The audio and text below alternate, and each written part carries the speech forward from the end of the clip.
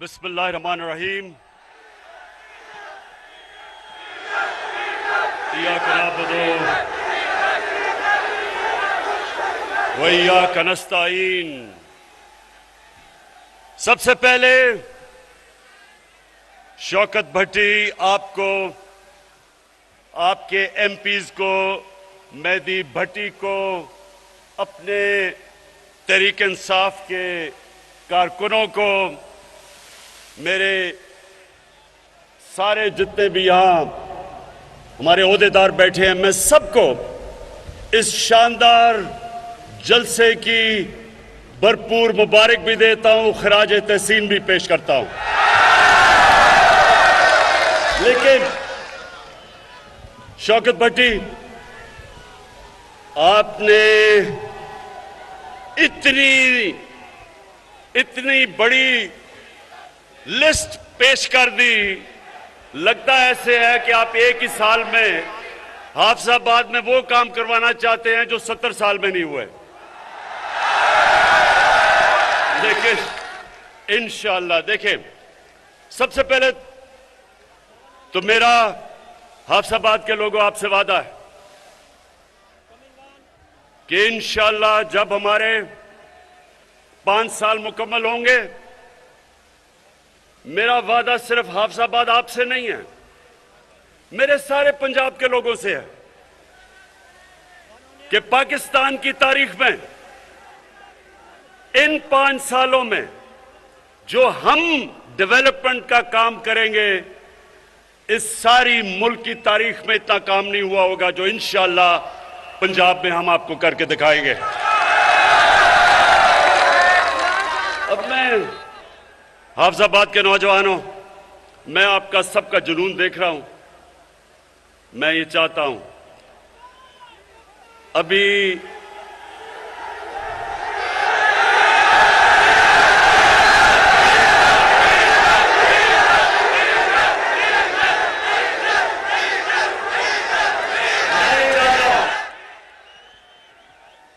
कि ये जो आज मैं आपसे बातचीत करने आया हूं,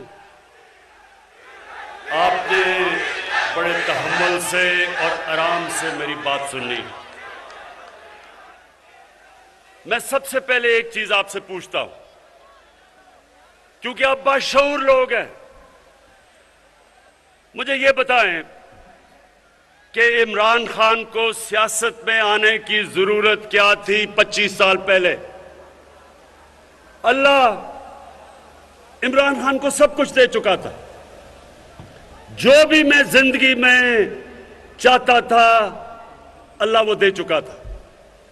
मैं सिर्फ एक वजह से आया था, और मैं नौजवानों आपके लिए, क्योंकि आप इस मुल्क का मुस्तकबिल है, मैं ये चाहता हूं बड़े गौर से आप मेरी बात सुने। पाकिस्तान क्यों बना था? ये मुल्क इल्लामा इकबाल की जो ख्वाब थी, हम सब अपने आप से पूछे कि क्या जरूरत थी पाकिस्तान की बनाने की? ये एक बड़े मकसद के लिए बना था, और आप अगर जब तक इसको नहीं समझेंगे, हम कौम नहीं बनेंगे। क्योंकि एक कौम तब बनती है वो जब एक नजरिए पे खड़ी होती है। नजरिए के बगैर कौम नहीं बन सकती। वो एक अवाम का हजूम होता है, उसके अंदर कभी आप सुनेंगे कि जाग पंजाबी जाग, कभी आप सुनेंगे सिंधु जैश, कभी पख्तूनिस्तान, कभी बलूचिस्तान की आजादी की तहरीक। क्योंकि जब तक मेरी कौम को मकसद ना पता चले पाकिस्तान बनाने का, हम कौम नहीं बन सकते। और जब एक कौम अपने नजरिए से हटती है, मेरे पाकिस्तानियों, वो कौम तबाह हो जाती है। हमने एक अजीम कौम बनना था, नहीं बने। और आज मैं आप सबके सामने पहले तो यह रखता हूं कि नजरिया था क्या पाकिस्तान का। नजरिया पाकिस्तान का इल्लामा इकबाल ने बड़ा वाज़ेह किया था कि हमने वो रियासत बननी थी जहां सारी कौम ने इकट्ठा होना था। उस नजरिए पे जो नजरिया हमारा नबी सल्लल्लाहु अलैहि वसल्लम का था, और उन्होंने एक रियासत बनाई थी, मदीना की रियासत। वो क्यों अल्लाह हमें कहता है कि अपने नबी की सुन्नत पे चलो? क्योंकि वो मदीना की रियासत के ऊपर कई सदियों तक मुसलमानों ने दुनिया की इमामत की। जैसे जैसे वो उन असूलों से पीछे हटते रहे, मुसलमान नीचे आते रहे। तो मेरे नौजवानों, मैंने फैसला किया कि मैं अपनी कौम को उसकी तरबियत के लिए एक अथॉरिटी बनाऊं जिसका नाम रहमतुल आलमीन अथॉरिटी है। उसका मकसद क्या है? उसका मकसद अपने नौजवानों को, अपने स्कूल के बच्चों को, सबको बताना कि हमारे नबी सल्लल्लाहु अलैहि वसल्लम की सीरत क्या थी, उनका रास्ता क्या था। सबसे पहले आपने एक चीज समझनी है कि उनको रहमतुल आलमीन क्यों कहते थे? क्योंकि अल्लाह ने कहा था वो सब इंसानों के लिए, सिर्फ मुसलमानों के लिए नहीं, सब इंसानों के लिए रहमत बन के आए थे। उन्होंने मदीना की रियासत में इंसानों को इकट्ठा किया था। उसमें ईसाई भी थे, उसमें यहूदी भी थे, उसमें काफिर भी थे। उन सबको उन्होंने, इंसानों को इकट्ठा किया था एक नजरिए पे। और वो नजरिया ये था मदीना की रियासत में कि सबसे पहले रियासत में अदल और इंसाफ होगा। रियासत इंसानों को एक ही कानून सब इंसानों को रखेगी, यानी कि ताकतवर और कमजोर एक ही कानून, कानून की हुक्मरानी, इंसाफ। दूसरा रियासत में असूल था इंसानियत, फलाही रियासत, दुनिया की तारीख की पहली फलाही रियासत बनी थी। और तीसरी खुददारी, कि वो रियासत एक आजाद रियासत थी। और इन तीनों के ऊपर भी मैं बात करूंगा, लेकिन उन्होंने उससे अवाम के लिए अल्लाह ने मदीना की रियासत में जो कुरान की आयत थी, अमर बिल मारूफ व नही अनिल मुनकर, अल्लाह ने इंसानों को कहा कि रियासत की तो जिम्मेदारी इंसाफ देना, खुददार कौम, इंसानियत, फलाही रियासत, लेकिन अवाम की जिम्मेदारी क्या थी कि तुम अच्छाई के साथ खड़े होगे और बुराई के खिलाफ जहाद करोगे। ये समझ जाएं कि अल्लाह ने इंसान को ये इजाजत नहीं दी थी कि एक तरफ बुराई हो रही हो और आप इंसान कहे जी कि मैं तो किसी की तरफ भी नहीं हूं। ये मैं 25 साल से अपनी कौम को बता रहा हूं कि जब तक एक कौम बुराई के खिलाफ नहीं खड़ी होगी, उस कौम में बुराई बढ़ जाएगी, वो कौम आगे नहीं बढ़ेगी। जब एक कौम देखेगी कि जुल्म हो रहा है, जुल्म के खिलाफ नहीं खड़े होंगे, जुल्म बढ़ जाएगा। जब एक कौम देखेगी कि करप्शन बढ़ रही है और कौम कुछ नहीं करती, तो माशरे में करप्शन बढ़ जाएगी। जब आप देखते हैं कि माशरे में सेक्स क्राइम बढ़ती जा रही है, बच्चों से ज्यादतियां, रेप, ये माशरा इसका मुकाबला करता है। तो मैं सबसे पहले अपनी कौम को यह बताना चाहता हूं कि मैं 25 साल से अपनी कौम में तबलीग कर रहा हूं कि आपके ऊपर फर्ज है कि हम सब, अगर हमने अजीम कौम बनना है तो हमें सब अच्छाई का साथ देना है। हम जब देखें कि मुल्क के नामवर करप्ट लोग, मुजरिम, अदालतों में जिनके केस, वो जब सब खड़े होके एक तरफ कोशिश करते हैं कि मुल्क की रियासत को गिराने के लिए, पैसा चलाने के लिए, लोगों को खरीदने के लिए, चोरी के पैसे से लोगों के जमीर खरीदने के लिए, तो रियासत की जिम्मेदारी होती है इसके खिलाफ आवाज बुलंद करना, अवाम की जिम्मेदारी होती है, अदलिया की जिम्मेदारी होती है, इलेक्शन की जिम्मेदारी होती है। कौम मुकाबला करती है इसका। मैं नौजवानों मगरिब में अपना बड़ा टाइम गुजारा क्रिकेट की वजह से। आप यकीन करें कि उनकी जमहूरियत के अंदर किसी की जुर्रत नहीं हो कि वो किसी एमपी के ऊपर, मेंबर ऑफ पार्लियामेंट का जमीर खरीदने की कोशिश करे। उनकी जुर्रत नहीं होती, ना एमपी की, मेंबर पार्लियामेंट की जुर्रत होती है बिकने की, क्योंकि उन्हें पता है कि वो माशरे में नहीं अपनी शक्ल दिखा सकेंगे। एक नौजवानों ये जरा गौर से सुने, ये सारी जिंदगी बातें आपको काम आएंगी। अमेरिका के अंदर एक बड़ा अमीर आदमी था, उसका नाम बर्नी मैडॉफ था। बहुत अमीर आदमी था, सारे बड़े बड़े लोग उसको जानते थे, फिल्म स्टार वगैरह सब जानते थे। वो करप्शन में पकड़ा गया। अब नौजवानों ये सुनो, उसे हुआ क्या? जब वो करप्शन में पकड़ा गया, उसके बड़े बेटे ने खुदकुशी की।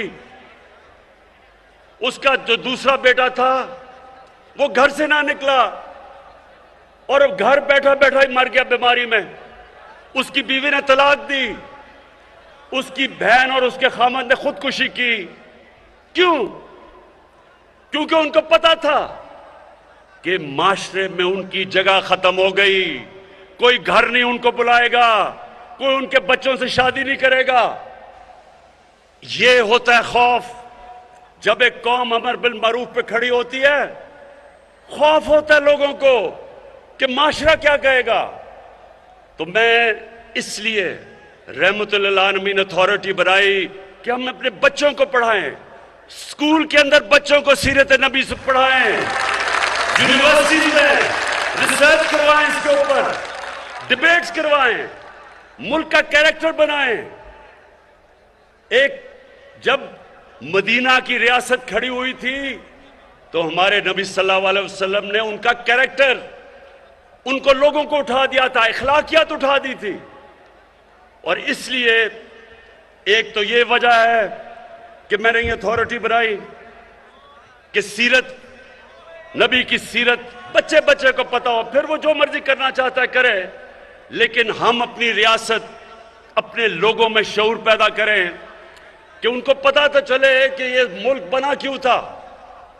हमने तो एक मिसाल बननी थी दुनिया में कि एक मिसाली इस्लामी रियासत क्या होती है। ये तो अल्लामा इकबाल की सोच थी। तो मैं सबसे पहले ये कहना चाहता हूं कि मैं 25 साल पहले जब सियासत शुरू की थी तो मैं इसलिए नहीं आया था कि टमाटर की क्या कीमत है और आलू की क्या कीमत है। मैं इसलिए आया था कि मैं पाकिस्तानियों को एक कौम बनाना चाहता था। मैं देखा कि कैसे कायद आजम के बाद आहिस्ता आहिस्ता हमारी कौम, दुनिया में उसका वकार गिरता गया। मैंने देखा कि कैसे आहिस्ता आहिस्ता हमारे जो हुक्मरान थे उनको पता ही नहीं था कि मुल्क बना क्यों है। कायद आजम के बाद कभी भी कोई ऐसी लीडरशिप नहीं आई जिसने लोगों को बताया कि ये मकसद क्या था। जब पाकिस्तान बनने का ये नारा लगा था कि पाकिस्तान का मतलब क्या, तो ला इलाहा इल्लल्लाह जो नारा था वो इसमें फलसफा था कि कैसे हमने एक गैरतमंद और अजीम कौम बनना है। तो मैं दूसरी बात करता हूं कि हम कौम कैसे बनेंगे। एक तो मैंने रहमतुल्लाह आलमीन का आपको कहा, दूसरा हमने फैसला किया कि हम अपनी कौम में एक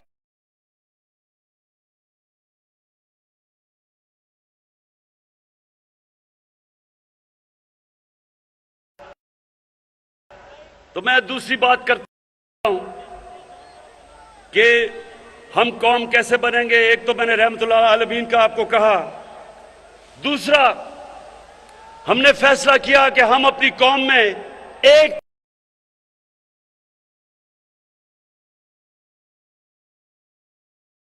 जो पढ़ा लिखा है वो पहले अंग्रेजी बोले बताने के लिए कि मैं पढ़ा लिखा हूं। यह इसलिए हुआ है कि हमने कभी अपने निसाब को ठीक नहीं किया। तो इंशाअल्लाह ये जो हमने किया है, ये अभी शुरू किया 5 क्लासेस तक, सबको अंग्रेजी पढ़ाएंगे लेकिन सबको एक निसाब पढ़ाएंगे। हमने अपने दीनी मदरसों को भी, उनको भी हम बीच में लेके आ रहे हैं कि उनको भी और सब्जेक्ट पढ़ाए जाएं ताकि हमारे दीनी मदरसे के बच्चे भी ऊपर आ सके, वो भी जनरल बन सके, जजेस बन सके, डॉक्टर बन सके। तो सारी कौम को उठाने के लिए सबसे पहले तो तालीम के ऊपर हमने काम किया, फिर 26 लाख स्कॉलरशिप्स, ये सुने जरा गौर से, 26 लाख स्कॉलरशिप्स हमने रखी अपने अवाम के लिए, नौजवानों के लिए। और ये सारों को मॉनिटर कौन कर रहा है? मेरा प्राइम मिनिस्टर ऑफिस से हम 26 लाख स्कॉलरशिप्स को देख रहे हैं कि वो मेरिट पे जा रही हैं, कहीं कोई तालिब इल्मों को कोई मसले नहीं आ रहे। और अगर ऐसे हमारे बच्चे जो बड़े ज़हीन हैं उनको स्कॉलरशिप मिले मेरिट के ऊपर, तो एक तो स्कॉलरशिप्स हमने शुरू की हैं। फिर एक और काम किया है टेक्नोलॉजी के लिए। ये पहली दफा पाकिस्तान में मैं 2 यूनिवर्सिटीज बना रहा हूं जिसमें सारी लेटेस्ट टेक्नोलॉजीज हैं।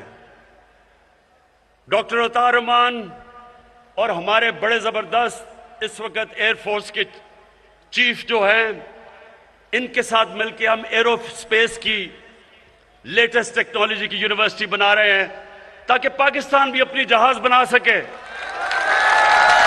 30 साल से किसी ने नहीं सोचा कि हम बाहर से चीजें लेते हैं, हमारे पास अक्ल भी है, हमारे पास ज़हीन लोग हैं, हर किस्म का प्रोफेशन है, क्यों नहीं हम अपने जहाज बनाते?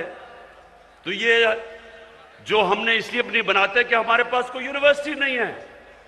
और एरोस्पेस की टेक्नोलॉजी की तो 2 यूनिवर्सिटीज शुरू कर दी बनानी, और इंशाअल्लाह इन यूनिवर्सिटी से आप देखेंगे कि मुल्क अपने पैर पे खड़ा होगा। हम लोगों से ये चीजें नहीं मंगवाएंगे। अच्छा, उसके बाद दिया बनानी, और इंशाअल्लाह इन यूनिवर्सिटी से आप देखेंगे कि मुल्क अपने पैर पे खड़ा होगा। हम लोगों से ये चीजें नहीं मंगवाएंगे। अच्छा, उसके बाद मेरे नौजवानों, अब मैं आपको जो सबसे जरूरी बात बताना चाहता हूं। हमारे नबी सल्लल्लाहु अलैहि वसल्लम जब मदीना की रियासत में उनके पास थोड़े से भी मुसलमान हुए थे, 5000 या 6000 मुसलमान थे। ये जरा गौर से सुने, तारीख का हिस्सा है। 628 और 629 उन्होंने 2 खत लिखे।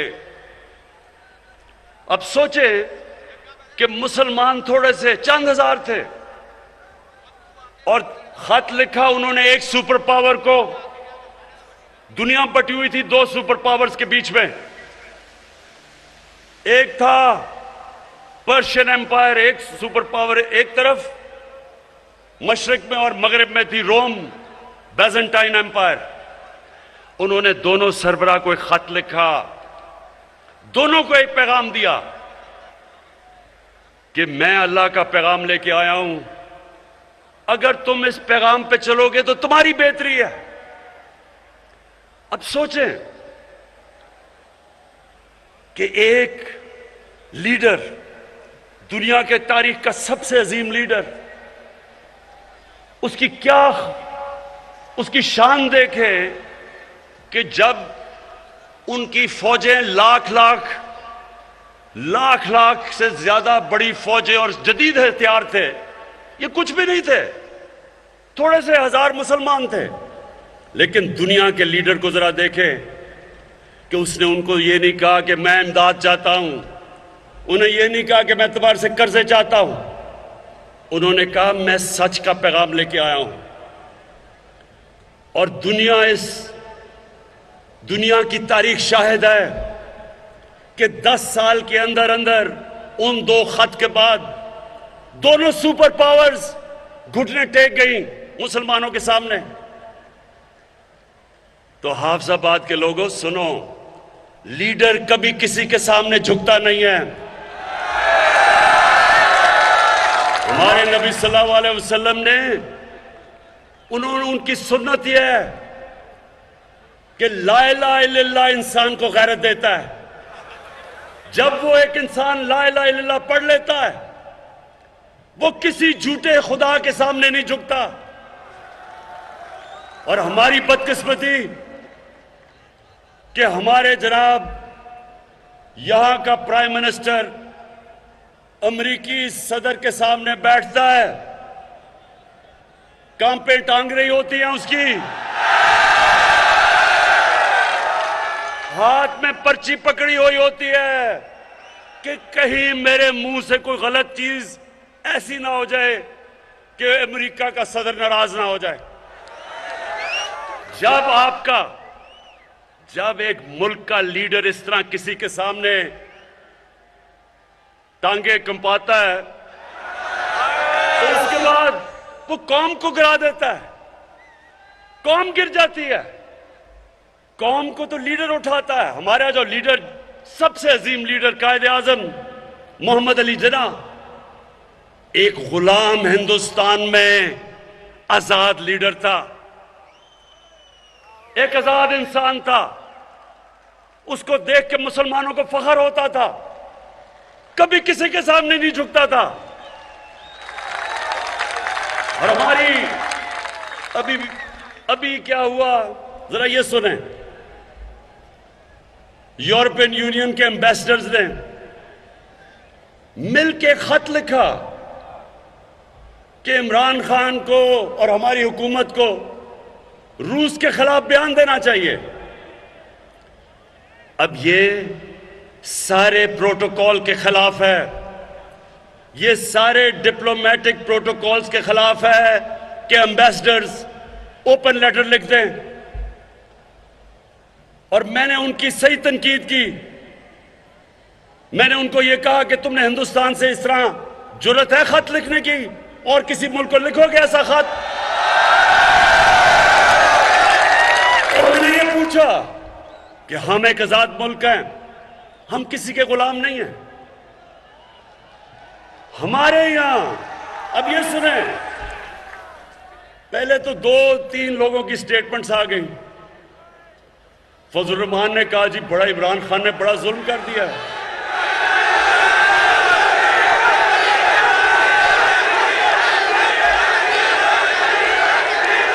मैंने कुछ कह रहा।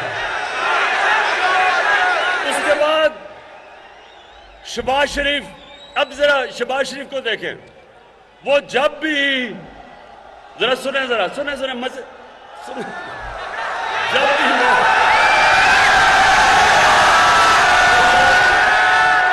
अब देखते होंगे जब वो कोई बाहर का एम्बेसडर गोरा आता है उसके सामने, तो वो जल्दी से अपनी टाई कमीज पहन के ना तो अपना सूट पहन लेता है कि सर मैं भी आप ही की तरह हूं। और फिर वो कहता कि जी ओहो इमरान खान ने बड़ा जुल्म कर दिया कि यूरोपियन अंग्रेजों की उन्होंने तनकीद कर दी। उसके बाद कांपे टांग रही। बिलावल कहता है कि ओहो इमरान खान ने पाकिस्तान पे जुल्म कर दिया। मेरे पाकिस्तानियों जरा गौर से सुने, मैं इन सबसे बेहतर मगरब को जानता हूं। मेरी जिंदगी के कितने साल गुजरे, क्रिकेट खेलता था सारी दुनिया में। मैं मगरबी ज़हनियत को अंदर से जानता हूं। जो लोग उनके जूते पॉलिश करते हैं वो उनको हकारत से देखते हैं। जो लोग अपनी कौम के मफादात के लिए खड़े होते हैं वो उनकी इज्जत करते हैं। आपने देखा, सुनो जरा,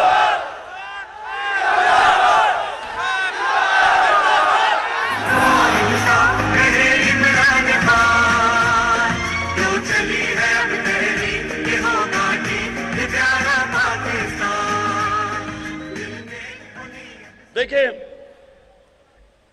नौजवानों, अपनी जिंदगी का एक असूल बना लें। दुनिया उस इंसान की इज्जत करती है जो अपनी इज्जत करता है। जो इंसान या मुल्क अपनी इज्जत नहीं करता, दुनिया उसकी इज्जत नहीं करती। हमारे मुल्क में 10 सालों में, ये जरा गौर से सुने, 10 सालों के अंदर 2008 से लेकर 2018 तक 400 से ज्यादा ड्रोन अटैक्स किए उस मुल्क ने जिसके लिए हम जंग लड़ रहे थे। हमारे 2 सरबराह आसिफ जरदारी और नवाज शरीफ, एक दफा इन्होंने उसकी मजम्मत नहीं की। ये दुनिया के सारे कानून के खिलाफ है कि आप बमबारी करें और दहशतगर्द कहें जी, मैं जिसको मारें कहें जी दहशतगर्द है। कहीं दुनिया का कानून ये इजाजत नहीं देता।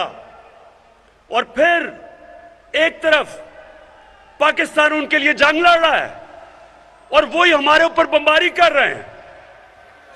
मैं बार बार इनकी मुखालफत की, मैंने धरने दिए, मैंने हर जगह कहा कि ये इंसानी हुकूक के खिलाफ है। मैंने अमेरिका में जाके ये कहा, मैंने बरतानिया में ये स्टेटमेंट्स दी। एक जगह यूरोपियन यूनियन के एम्बेसडर्स, शाह महमूद कुरैशी भी मेरे साथ थे, शिरीन मजारी भी थी। वो सारे कोई 20 एम्बेसडर बैठ के मुझे कह रहे थे कि तुम क्यों मुखालफत कर रहे हो ये ड्रोन अटैक्स की। कहते वो तो दहशतगर्द मार रहे हैं, तो आप क्यों मुखालफत कर रहे हैं। ये शाह महमूद को याद होगा और शिरीन को। मैंने उनको कहा कि लंदन में एक हमारा दहशतगर्द बैठा है 30 सालों से, उस दहशतगर्द ने जितने कराची में लोगों को कत्ल किया है, कोई भी दहशतगर्द जो तुम मार रहे हो उसने इतने कत्ल नहीं किए। फर्क यह है कि उसने पाकिस्तानियों का कत्ल किया है, पाकिस्तानियों के खिलाफ दहशतगर्दी की है, और वो आराम से लंदन में बैठा है।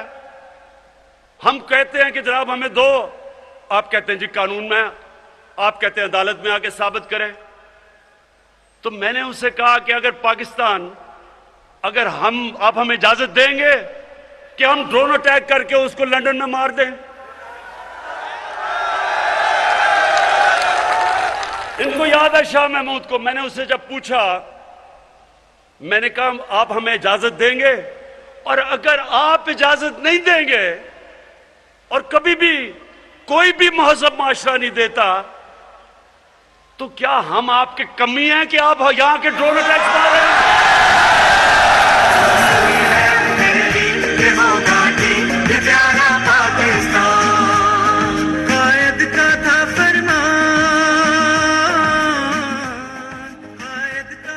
पाकिस्तानियों, मैं वाज़ेह कर दूं कि मैं समझता हूं कि पाकिस्तान को दुनिया में हर मुल्क से अच्छे ताल्लुकात रखने चाहिए। अमेरिका से अच्छे ताल्लुकात रखने चाहिए। बहुत बड़ी पावर है, हमारी तिजारत उसके साथ है। हमारे बड़े अजीम पाकिस्तानी वहां रहते हैं। लेकिन मैं 22 करोड़ पाकिस्तानी का वजीर आजम हूं। मेरी जो जिम्मेदारी है कि मैं अपने पाकिस्तानियों के हुकूक की हिफाजत करूं, मैं अपने पाकिस्तान के मफादात की हिफाजत करूं। मैं ये कभी इजाजत नहीं दूंगा कि कोई आके फॉरेन पॉलिसी ऐसी हो कि हम किसी को खुश करते करते अपने मुल्क को नुकसान पहुंचाएं, मैं ये कभी इजाजत नहीं दूंगा। मैंने अब ये जरा गौर से सुने, मैंने अमेरिकी सदर को मिलने गया। आपने देखा भी होगा डोनाल्ड ट्रंप को जब मैं मिलने गया, मैं सबसे पहले आपको बताऊं कि मैंने कम से कम खर्चा क्यों किया। मैं कमर्शियल फ्लाइट पे गया, मैं होटल में भी नहीं ठहरा, मैं पाकिस्तान की एम्बेसी के कमरे में ठहरा।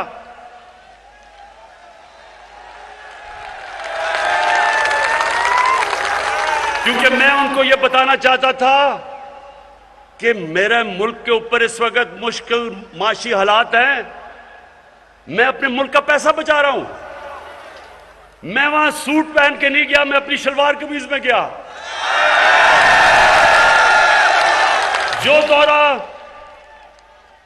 जो दौरा नवाज शरीफ और जरदारी ने $12 लाख से और $14 लाख में किया, वो मैंने $1.5 लाख में किया, सिर्फ इसलिए कि मैं मगरब ज़हनियत को समझता हूं। आप वहां जाके बड़े बड़े होटलों में ठहरे हैं, अपने मुल्क का पैसा खर्च करें, उनको बड़े बड़े तोहफे दें, और उनको पता हो कि आपका मुल्क मकरूज है, वो आपकी इज्जत नहीं करते, वो आपको नीचा समझते हैं, वो आपका मजाक उड़ाते हैं आपके पीछे। मैं जानता हूं उनको। वो आपकी इज्जत करते हैं जब वो देखते हैं कि इसको अपने मुल्क की फिक्र है। वो देखते हैं कि उसे जब अपने मुल्क पे फख्र है, उसको शर्म नहीं आती पाकिस्तानी होते हुए। और सबसे ज्यादा वो आपकी इज्जत करते हैं। और ये सुने जरा गौर से, जब भी मेरे पास कोई बाहर से कोई सरबरा मुल्क का आता है, कोई फॉरेन मिनिस्टर आता है, तो सुने पाकिस्तानियों, मेरी एजेंसीज, मेरा फॉरेन ऑफिस मुकम्मल तौर पे उसके ऊपर बताता है कि उसने तालीम किधर हासिल की, उसने सियासत से पहले क्या किया, उसका पेशा क्या था, उसने पैसा क्या बनाया, वो ईमानदार है या नहीं, पूरा मेरे पास उसकी डिटेल आती है उसके मिलने से पहले। इसी तरह जब पाकिस्तान का सरबराह जाता है बाहर के मुल्क में, तो उनके पास हर चीज उसके ऊपर आ जाती है कि इसकी तालीम क्या है, इसकी सियासत में क्या इसका पोजीशन है, क्या ये ईमानदार है या नहीं।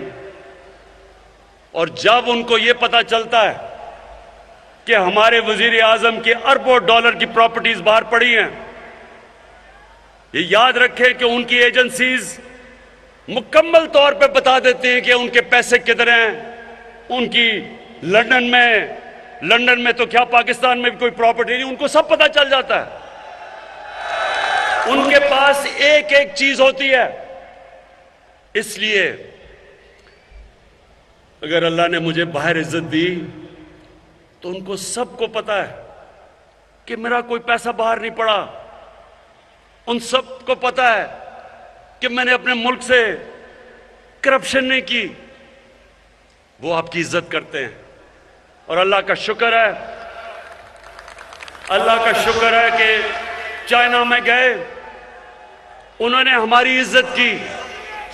आपने देखा होगा कि उन्होंने रिकॉर्ड टाइम पे, हाफिजाबाद ये याद रखो, रिकॉर्ड टाइम में चाइना ने हमें फाइटर जहाज दिए, J-10C, जो आपको पता होना चाहिए कि ये 1982 के बाद पाकिस्तान के पास इस तरह के जहाज आए हैं, और ये हमारे तहफ़्फ़ुज़ के लिए। और जो लगने थे 2 या 3 साल, 7 महीने में उन्होंने हमें ये JC-10 की स्क्वाड्रन दी है। ये F-16 के बाद सबसे बड़ा पाकिस्तान की हिफाजत के लिए चाइना ने दिया है, क्योंकि इज्जत करते हैं। हम रूस गए, 3 गार्ड ऑफ ऑनर दिए उसने, रूस के प्रेसिडेंट ने हमें इज्जत दी, उसने हमें। मैं जब सदर ट्रंप से मिलने गया, उसने इज्जत की। उसने ऐसे, उसे पता था कि ये आदमी 2 नंबर नहीं है। जब वो हमारे पिछलों से मिलते थे तो इसलिए ये बेचारे उनके सामने गिरे हुए होते थे। तो देखें, कौम की इज्जत उसका प्राइम मिनिस्टर होता है, उसका सरबराह होता है। जब वो झुकता है, वो कौम की सारी इज्जत नफ्स तबाह करके रख देता है।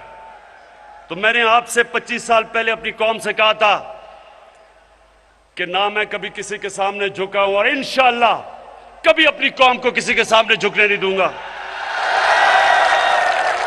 22 तारीख को 15 साल के बाद इस्लामिक मुल्कों की यानी OIC की कॉन्फ्रेंस हो रही है इस्लामाबाद में। 15 साल के बाद सारे मुसलमान मुल्कों के फॉरेन मिनिस्टर्स आ रहे हैं पाकिस्तान में। तो ये हमारा मुल्क, हमारी ताल्लुकात सबसे है, सबसे रखना चाहते हैं। और मैं आपको ये वाज़ेह कर दूं कि हम सबसे ताल्लुकात रखेंगे, लेकिन अपने मुल्क के मफादात के लिए के ऊपर कभी कॉम्प्रोमाइज नहीं करेंगे। अब मैं आता हूं मदीना की रियासत, जरा सुने, आखिर में पहुंच रहा हूं।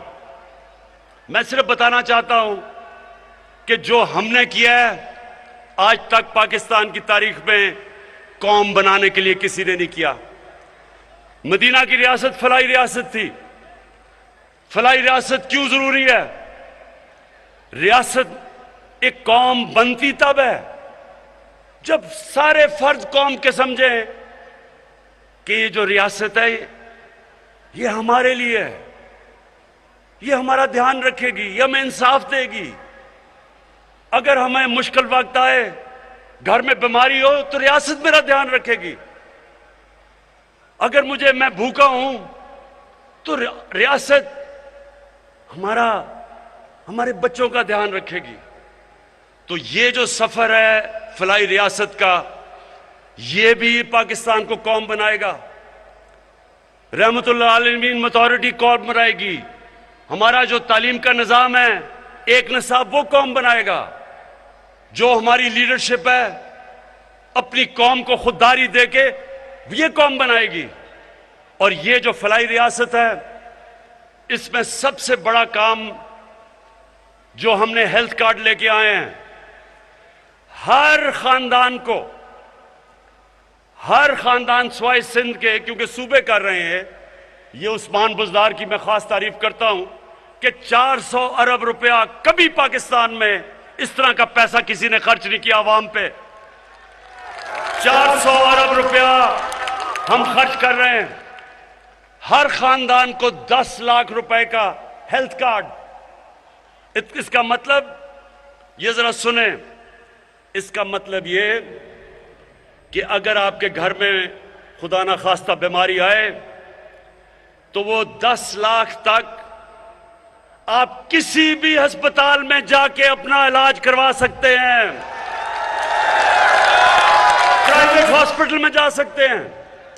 प्राइवेट हॉस्पिटल में आम आदमी सोच भी नहीं सकता जाने का।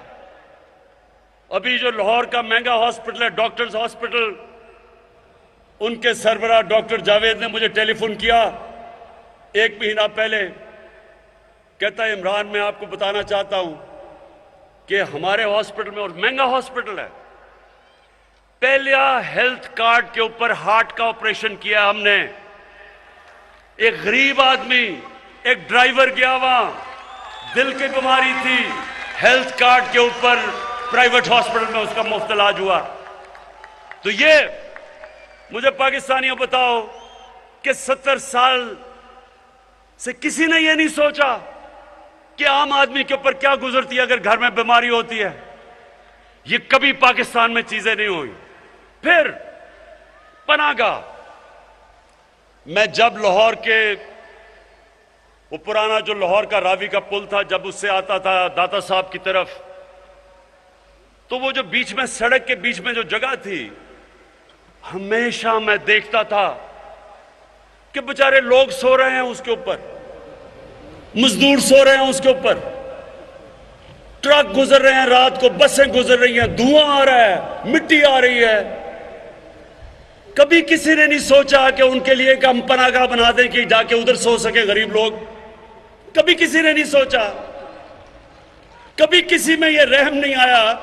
कितना पैसा लगता है, कम से कम सोचे तो सही कि मजदूर बेचारे बाहर से आते हैं शहर में काम करने के लिए, अपने बीवी बच्चों का पेट पालने के लिए, तो पैसे बचाने के लिए बेचारे सड़क पे सो जाते हैं, ताकि जो भी हम पैसा बचाएंगे तो हम बच्चों को, बीवी बच्चों को भेज सकें।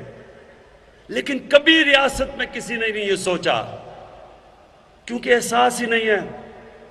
हमने पहली दफा, मैं आपको बताऊं, पनाहगाह के अब हम सारे पाकिस्तान में बना रहे हैं मॉडल। हम ऐसा कैसा कर रहे हैं कि पनाहगाह, उसके अंदर एक बनेगी पनाहगाह जिधर लोग रात को सो सकते हैं, खुली हुई हैं, लेकिन इसको और बेहतर अब कर रहे हैं। उनको उसल खाने, नहा सकते हैं, उनको खाना मिलेगा 2 वक्त का, मुफ्त खाना खाएंगे, ताकि उनको किराए पे पैसा खर्च ना हो, ताकि खाने पे पैसा खर्च ना हो, और जो भी मजदूरी का पैसा हो वो अपने बीवी बच्चों को भेज सके। और इन पनाहगाहों के साथ साथ अब हम दुकानें बनाएंगे, दुकानों से आमदनी आएगी, पनाहगाह का खर्चा जाएगा। उसके साथ एहसास सेंटर खोलेंगे, उनकी ट्रेनिंग करवाएंगे, तो इंशाअल्लाह ये फलाई रियासत की तरफ पूरा हमारा रास्ता है। फिर कामयाब पाकिस्तान, शहरों के अंदर और देहातों में 20 लाख खानदानों के ऊपर हम क्या कर रहे हैं, सूद के बगैर 5 लाख कर्जा, अपनी बिजनेस शुरू कर सकें, अपने किसान अपने खेत पे लगा सके। 20 लाख रुपया सूद के बगैर कर्जा दे रहे हैं, अपना घर बना सकें। उसके अलावा टेक्निकल एजुकेशन, ये सारा एक खानदान के लिए टेक्निकल एजुकेशन दे रहे हैं। फिर ये पहली दफा, ये सारी चीजें पाकिस्तान में पहली दफा हो रही है। फिर अब सबसे ज्यादा एक इंसान क्या चाहता है कि मेरे सर के ऊपर छत हो, अपना घर हो। अब शहरों के अंदर इतना महंगा घर बनाना, लोग, आम आदमी घर ही नहीं बना सकते। हमारी ये कच्ची आबादियां बढ़ती जा रही हैं क्योंकि लोग अपना घर नहीं बना सकते। तो पहली दफा, आप सुनो मेरे पाकिस्तानियों, पहली दफा हमने बैंकों के साथ मिलकर, हुकूमत ने भी पैसा डाला है, बैंकों ने पहली दफा कर्जे देने शुरू हुए उन लोगों को, मजदूरों को, वेल्डर को, मोची को, दर्जी को। और कैसे कर्जे, अब क्या किया हमने, जो वो किराए का जो किस्त देते थे 1 महीने की किराए के लिए, उसी किस्त को हमने बैंकों से कर्जा ले लिया, बजाय किराया देने के वो बैंकों को किस्त देते हैं और घर उनका अपना हो जाता है। अब तक 60 अरब रुपए, अब तक 60 अरब रुपए पाकिस्तान की तारीख में पहली दफा बैंकों ने ये छोटे लोगों को कर्जे दिए हैं। इससे पहले सिर्फ पैसे वालों को कर्जे मिलते थे, और इंशाअल्लाह मेरा इसको हम बढ़ाते जाएंगे। और मेरी ख्वाब यह है कि मेरे आम लोगों के लिए हम सस्ते कर्जे दें ताकि वो अपने घर बना सकें। फिर हम, महंगाई का दौर है, एहसास राशन, एहसास राशन अब हम शुरू कर रहे हैं। 2 करोड़ खानदान को हम पैसा दे रहे हैं, वो जाके घी, आटा और चीनी 30% इसके ऊपर उनको रियायत मिलेगी करियाना स्टोर से। ये पूरे पाकिस्तान में 2 करोड़ खानदान के लिए हम कर रहे हैं। और उसके बाद ये सुने जरा, ये सुने मेरे नौजवानों, जो मुझे सबसे ज्यादा खुशी है, हमने रिकॉर्ड टैक्स इकट्ठा किया। पहली दफा पाकिस्तान के लोगों ने इतना टैक्स दिया। उस टैक्स से आज हमने बजाय पेट्रोल और डीजल की कीमत 20 रुपए बढ़ाना, हमने पेट्रोल और डीजल की कीमत 10 रुपए नीचे कर दी है।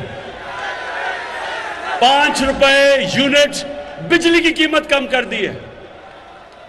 और इसके लिए ये जरा सुने, आज अमेरिका में 220 रुपए का पेट्रोल है, बर्तानिया में 350 रुपए का है, हिंदुस्तान में 220 रुपए का है, दुबई में 151 रुपए का है। उनका अपना तेल जमीन से निकलता है, पाकिस्तान बाहर से मंगवाता है, और पाकिस्तान में 150 रुपए लीटर है। सारे इलाके से सबसे सस्ता आज भी हमारा पेट्रोल है, क्योंकि हम पैसे दे रहे हैं, टैक्स का पैसा, ताकि अवाम पे बोझ ना पड़े।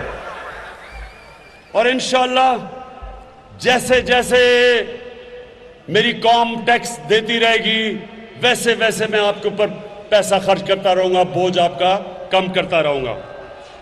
और मैं अब मायशत के ऊपर आ रहा हूं।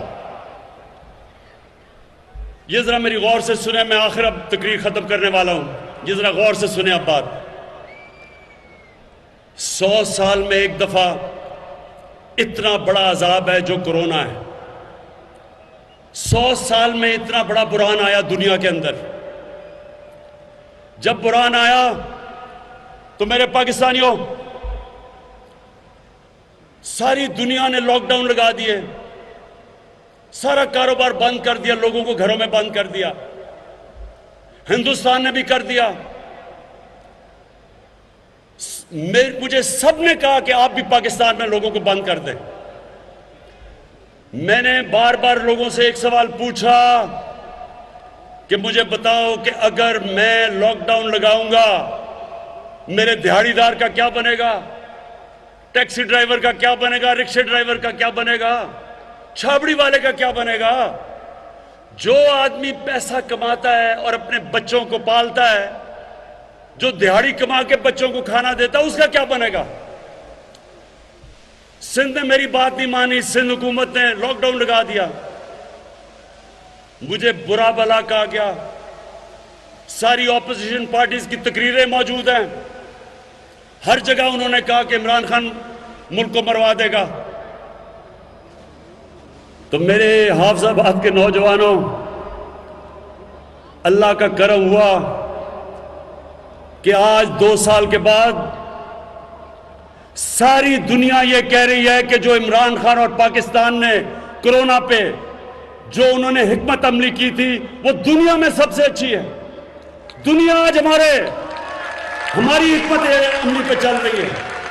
तो मैं सिर्फ आपको ये कहना चाहता हूं कि अगर हम इतने नाहिल थे, तो सबसे मुश्किल वक्त में जो पाकिस्तान ने हिकमत अमली इख्तियार की, दुनिया ने उसकी तारीफ की। वर्ल्ड हेल्थ ऑर्गेनाइजेशन ने, वर्ल्ड इकोनॉमिक फोरम ने, इकोनॉमिस्ट ने पाकिस्तान को दुनिया के टॉप 3 मुल्कों में रखा। हमने अपने मुल्क अवाम को भी बचाया, अपनी मायशत को भी बचाया। और कोरोना के दौर में पाकिस्तान की मायशत माशाअल्लाह अल्लाह के करम से 5.6% पे बढ़ी। 5.6%। सब दंग रह गए। हमारी रिकॉर्ड, ये जरा सुने, रिकॉर्ड एक्सपोर्ट, टेक्सटाइल की रिकॉर्ड एक्सपोर्ट, बाहर से पाकिस्तानियों ने जो पैसे भेजे रेमिटेंसेस, वो रिकॉर्ड। हमारी कंस्ट्रक्शन के अंदर 1500 अरब रुपया आया, वो रिकॉर्ड। हमारा आईटी के अंदर एक्सपोर्ट, वो रिकॉर्ड। 4 बड़ी जो हमारी फसलें थी, गंदम, गन्ना, चावल और मकई, चारों में रिकॉर्ड हुआ। और अब इंशाल्लाह जो हमने इंडस्ट्रियल पैकेज दिया है, ये मेरी अब पेशेंट गोई सुन लो, जो हमने अब इंडस्ट्रियल पैकेज दिया, आप देखेंगे कि ये पाकिस्तान को बिल्कुल एक तब्दील करके एक अजीम मुल्क बना देगा। हमें दुनिया में, और ये सुन लो आखिरी 2 चीजें, हमने जो मौसम की तब्दीली के ऊपर कदम उठाए, बर्तानिया के प्राइम मिनिस्टर ने यूनाइटेड नेशंस में पाकिस्तान को कहा कि पाकिस्तान मिसाल है।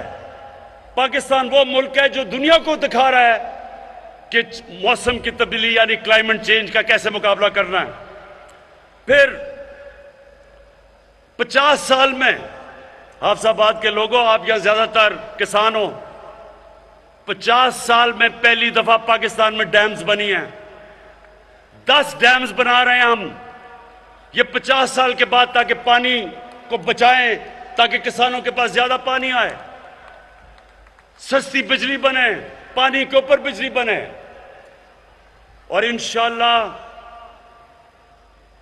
3 साल में पहली मोमन डैम कंप्लीट हो रही है, उसके बाद दासू डैम और उसके बाद बादशाह डैम। इससे पाकिस्तान में जो पानी का हम जो रिजर्वोयर है वो दुगने हो जाएंगे, यानी पानी हमारे पास दुगना हो जाएगा आज से। और इंशाल्लाह ये किसानों के लिए बड़ी खुशखबरी है। मैं आखिर में, मेरे हाफिजाबाद के लोगों, मैं आपके सामने आखिर में एक बात कहता हूं कि मेरा ये ईमान है कि हमारा मुल्क एक बहुत अजीम मुल्क बनने जा रहा है। ये वो मुल्क है जो 27वीं रमजान को बना था। ये वो मुल्क है जिसने दुनिया को बताना है कि सही माने में जो नबी सल्लल्लाहु अलैहि वसल्लम की सुन्नत थी, मदीना की रियासत, वो कैसे, उसके क्या असूल थे। हमने दुनिया में मिसाल बनना है, हमने खुददार कौम बन के सामने आना है और हमने दुनिया को यह साबित करना है कि किधर से, जिस तरह मदीना की रियासत में मुसलमान उठे थे, उसी तरह यह मुल्क उन उसूलों के ऊपर चल के एक दुनिया का अजीम तरीन मुल्क बनेगा। और इंशाअल्लाह ये जो हमारे सामने हमें धमकियां मिलती हैं, अभी ये जो हिंदुस्तान का एक मिसाइल भी आ गया, पाकिस्तान ने बड़ी हिकमत से इसका जवाब दिया, हालांकि हम और भी कुछ कर सकते थे। लेकिन आज मैं आपको कह दूं, हमारा मुल्क वो है जो अपनी दिफा कर सकता है, जो इस वक्त सही रास्ते पे चला गया है, जिसकी माशत सही जा रही है, और जो इंशाल्लाह अगले 1.5 साल होंगे उसमें आप देखेंगे कि ये मुल्क उधर पहुंच जाएगा जो, अगर हम 1947 में सही माने पे चल पड़ते तो आज हम कहां के कहां पहुंच चुके होते। और हाफिजाबाद के लोगों और नौजवानों, इसकी कोई फिक्र ना करें कि ये जो सब इकट्ठे होकर कोशिश कर रहे हैं कि हुकूमत गिर जाएगी, ये आपके सामने होगा। आने वाले दिनों में आप सब देखेंगे कि ये बजाय हुकूमत के गिरने के, ये जो 3 चूहे निकले हैं करने चले शिकार, इन तीनों का इंशाअल्लाह आप शिकार होते देखेंगे। पाकिस्तान पाइंदाबाद।